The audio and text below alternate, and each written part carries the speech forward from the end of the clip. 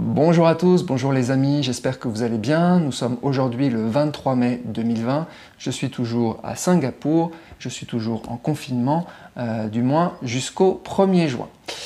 Alors, dans cette vidéo, on va parler de la quote-part du terrain.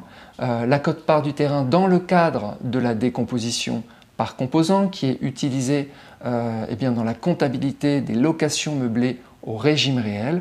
Donc si vous faites votre comptabilité tout seul pour votre location meublée au régime réel, vous savez que vous avez décomposé en différents composants et qu'un des composants est le terrain et que le terrain, il a une quote-part. Alors cette quote-part, c'est 10%, c'est 5%, c'est 15%, c'est 30%. C'est de ça dont on va parler. Voilà. Pour ceux qui débarquent sur ma chaîne, qui ne savent pas de quoi je parle, je vous invite à aller voir une vidéo que j'avais faite qui s'appelait « Décomposition par composant, que dit la loi ?» Vous pouvez la retrouver depuis mon site web. Je vous invite aussi évidemment, si vous voulez faire votre comptabilité, à aller voir la formation, le coaching, etc. puisque c'est un point très important et c'est un point qu'on détaille aussi dans la formation. Alors, pourquoi c'est un point essentiel, ce terrain? Eh bien, tout simplement parce que le terrain n'est pas amortissable. Et que quand on fait de la comptabilité des locations meublées au régime réel, on veut amortir au maximum. Plus on amortit, plus notre résultat comptable et fiscal est petit, négatif, donc on est content, donc on veut amortir beaucoup. Mais plus le terrain, la quote-part du terrain est importante, moins on peut amortir, évidemment. Alors, ce sujet jusque-là est parfaitement connu de ceux qui font leur comptabilité. On va rentrer dans les détails, ne vous inquiétez pas. Alors déjà, quels sont les textes des impôts?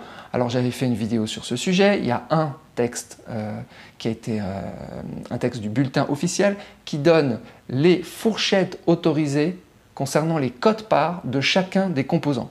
Donc là, je ne vais pas en reparler dans cette vidéo. Par exemple, la quote-part du gros œuvre, ça va être entre 40 et 50%, la quote-part de la façade, ça va être entre 5 et 20, la quote-part des équipements entre 20 et 30, etc. etc. Alors, si on prend le minimum de chacune de ces quotes-parts, donc 40%, 5%, 20%, 20%, on tombe par déduction sur un terrain qui est à 15%. Voilà. C'est pour ça que la majorité des gens mettent la quote-part du terrain à 15%. La majorité des gens, la majorité même des experts comptables, mettent à 15% sans réfléchir. C'était un peu une pratique, c'est toujours une pratique d'ailleurs, de mettre le terrain à 15%. En tout cas, si on regarde juste les fourchettes et qu'on applique simplement ce document que je mettrai le lien en description, on obtient maximum 15% pour le terrain. C'est pour ça que la plupart mettent 15%, d'autres mettent 10%, d'autres vont même mettre moins, mais en tout cas c'est moins de 15%. Voilà, donc ça j'en avais déjà discuté dans une autre vidéo, j'en discute aussi dans la formation. On va aller un petit peu plus loin que ça parce qu'il y a une petite note. Vous savez, j'ai l'impression qu'en France, on est les spécialistes des petites notes de bas de page, des régimes d'exception aussi. Le régime général, et puis il y a la backdoor. Alors là, la backdoor, des fois la backdoor elle est favorable pour l'investisseur, parfois elle est un peu défavorable. Alors vous allez voir que là, vous allez juger vous-même. Vous allez juger. Moi je vous donne les éléments, vous jugez vous-même. Voilà, je vous donne le seul document du bulletin officiel. La plupart d'entre vous le connaissez déjà. Alors, il y a un petit point en bas de page pour les localisations les plus chères. Notamment les immeubles situés dans les quartiers d'affaires de Paris. Alors moi, ça ne m'arrange pas parce que moi, j'investis à Paris. Une ouverture de la fourchette d'évaluation des experts a été demandée. Qu'est-ce que ça veut dire? Alors, ça, c'est le genre de phrase à interpréter. Qu'est-ce que ça veut dire? Alors, ce qu'on va voir dans cette vidéo est assez intéressant, surtout pour ceux qui investissent à Paris, mais aussi pour les autres, pour les grandes villes, parce que vous pouvez vous inspirer un petit peu des jurisprudences. C'est que on va voir qu'il y a eu des cas, où l'administration fiscale n'a pas été d'accord avec la quote-part du terrain que l'investisseur ou que l'entrepreneur avait mise. Et c'est ce qu'on va voir aujourd'hui. Et on va voir donc un procès verbal de 2014 qui traite de ce sujet. Voilà. Alors, qu'est-ce qui s'est passé en 2014? Eh bien, on a une... Alors, c'est hyper important, hein, c'est un sujet... c'est pas du tout la même chose de mettre une cote-part à 5% ou de la mettre à 40%. On est d'accord, je veux dire, ça change tout de la stratégie d'investissement, puisque la location meublée au régime réel, c'est une stratégie fiscale, hein, faut être clair et net.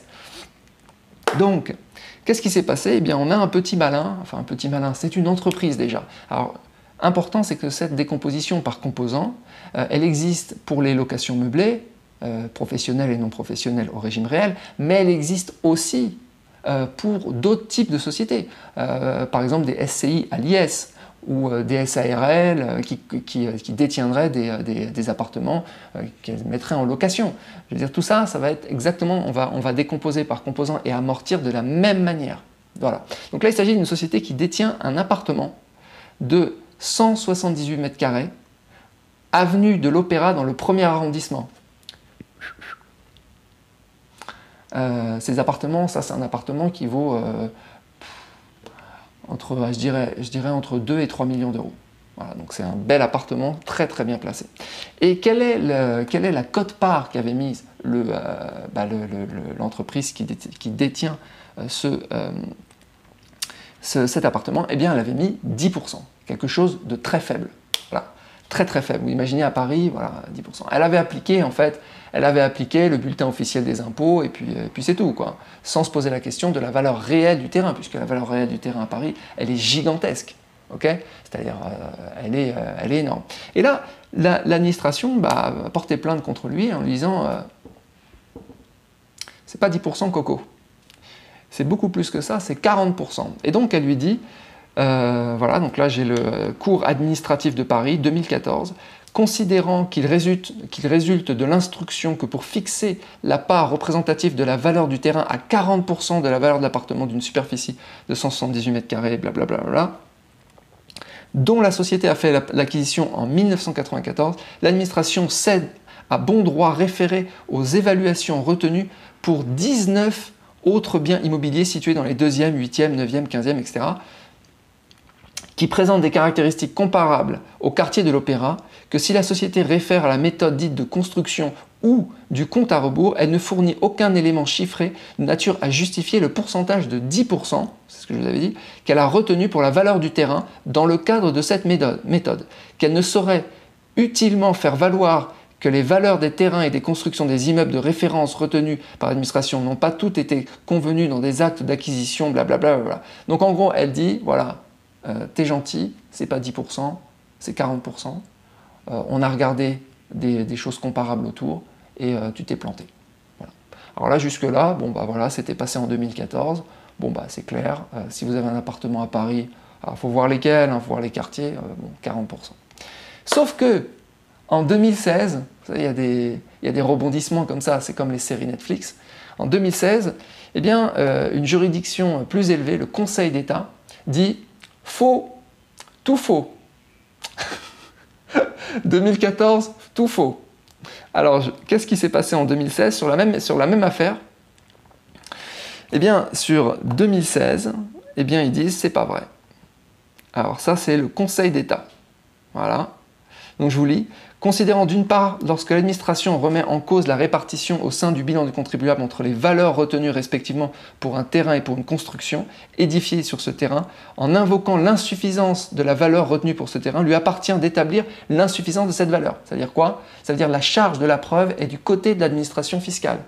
Si l'administration fiscale vous dit c'est pas 10% ou c'est pas 15% pour votre terrain, c'est 40%, c'est à elle de fournir la preuve. La charge de la preuve est du côté de l'administration fiscale. C'est ce que dit le Conseil d'État. Qu'elle doit, pour déterminer la valeur du terrain, se fonder prioritairement, alors ça c'est hyper important parce que ça fait jurisprudence maintenant, se fonder prioritairement sur des comparaisons reposant sur des transactions réalisées sur des terrains nus, très important, terrains nus, et à des dates proches de celle de l'entrée du bien au bilan du contribuable. Donc là c'est hyper important. Donc ça, c'est la méthode numéro 1. Priorité numéro 1, prendre des terrains nus, donc des terrains qui ont été vendus nus, et à la date d'entrée au bilan, à la date où on a commencé à amortir. Il faut qu'elle trouve des terrains nus comparables. Autant dire que dans certaines grandes villes, comme Paris, il n'y en a pas. Il n'y a pas de terrain nu à vendre. Zéro. Donc ça, impossible. Impossible à Paris, mais possible peut-être dans d'autres villes. À vous de réfléchir par rapport à là où vous investissez. Voilà, que des terrains doivent être situés dans la même zone géographique que ce bien et présenter des droits à construire similaires. Qu'à défaut, s'il n'y a pas ça, donc à Paris, il n'y a pas ça. À défaut, l'administration peut évaluer la valeur de la construction à partir de son coût de reconstruction, donc la méthode du coût de reconstruction, à la date de son entrée au bilan, en lui appliquant le cas échéant des abattements nécessaires pour prendre en compte la vétusté. Donc elle doit déterminer le coût de construction, combien ça aurait coûté de construire l'appartement ou l'immeuble ou la maison au moment où vous avez rentré l'appartement, enfin votre investissement dans votre bilan comptable. La première année, parce que c'est à ce moment-là qu'on détermine l'amortissement. Voilà, donc ça c'est aussi assez compliqué. Et il y a une troisième possibilité, considérant que lorsqu'elle ne peut appliquer aucune des deux méthodes précédentes, notamment pour les immeubles les plus anciens, parce qu'on a des immeubles qui ont été construits il y a un siècle, à Paris, ou même dans les années, moi j'ai des appartements qui ont été construits dans les années 60, 70, c'est à longtemps, hein, c'est à 50 ans. Donc on n'a plus de données là-dessus sur quelle était la valeur de la construction il y a 50 ans, ou il y a 150 ans. Ok, donc 1 et 2, impossible. 3, considérant que lorsqu'elle ne peut appliquer aucune des deux méthodes précédentes, notamment pour les immeubles les plus anciens, l'administration peut s'appuyer sur des données comptables issues du bilan d'autres contribuables pour déterminer les taux moyens relatifs aux parts respectives du terrain et de la construction. Donc là, c'est absolument hallucinant, c'est-à-dire qu'elle dit, voilà, s'il n'y a rien, puis dans la majorité des cas, il n'y aura rien, c'est-à-dire que si on ne peut pas appliquer la méthode 1, on ne peut pas appliquer la méthode 2, alors on applique la méthode 3. La méthode 3, c'est de regarder ce que font les comptables. En gros, c'est appliquer un consensus. On ne regarde plus du tout la valeur du terrain, on regarde en gros quelle est la pratique des comptables. C'est incroyable, donc il faut demander, en fait, faut savoir en fait ce qui se fait. Qu'est-ce qui se fait? Vous investissez à Bordeaux, bon, bah, qu'est-ce qui se fait à Bordeaux? Vous investissez à Nice, à Marseille, qu'est-ce qui se fait à Marseille? Sur l'année, par rapport à l'année où vous avez rentré votre appartement dans votre bilan. Donc c'est quand même, voilà, c'est le consensus des comptables, quoi. Voilà, donc ça c'était 2016, il n'y a rien eu après. Alors il y a eu peut-être d'autres procès-verbaux qu'il y a eu. Enfin en tout cas, moi je ne suis pas au courant. En tout cas, vraiment il y a ces deux-là sur Paris, 2014 et 2016. Donc c'est hyper intéressant de voir les trois méthodes en fait que propose l'administration fiscale pour estimer la valeur du terrain. Je vous invite vraiment à lire la totalité de l'article pour vous faire une idée. Encore une fois, hein, je ne vais pas vous donner en fait de solutions. Je vous ai cité en fait les sources, le bulletin officiel avec les codes-parts autorisés, et puis derrière, pour certaines villes chères, eh bien, il y a des dérogations et on voit apparaître des codes-parts de terrain qui peuvent monter, là j'ai lu à 40%, voire plus. Voilà, donc ça, après c'est à vous de faire votre propre idée par rapport à là où vous investissez, par rapport aux sources. Voilà, la comptabilité, comme on peut le voir ici, n'est pas du tout une science exacte. Et donc on est obligé de prendre des décisions aussi par rapport aux risques qu'on a envie de prendre et par rapport à notre stratégie fiscale. Voilà, ne me demandez pas de vous dire pour votre appartement dans telle région combien vous devez prendre de code-part. Moi je vous donne juste les sources. Voilà, dans mon fichier, ça prend par défaut, on met un terrain à 15%, mais dans le fichier de la formation, hein, mais c'est quelque chose qui est bien sûr modifiable, qui peut être optimisé dans un sens comme dans l'autre, c'est-à-dire plus bas et plus haut, suivant là où vous investissez. En tout cas, ça c'était pour Paris.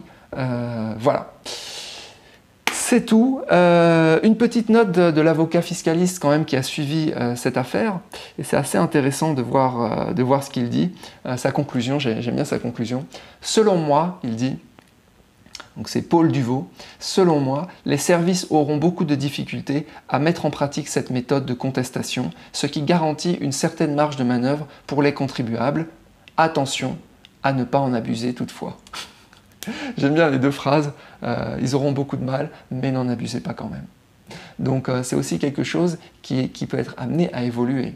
C'est-à-dire, il faut bien comprendre que on pourrait avoir des changements dans les années à venir, ou pas. C'est-à-dire que l'administration fiscale soit plus rigoureuse sur les terrains, et donc, sur la quote-part des terrains, et donc que ça pose des problèmes, ou pas. Voilà, je vous souhaite une bonne journée. Ciao.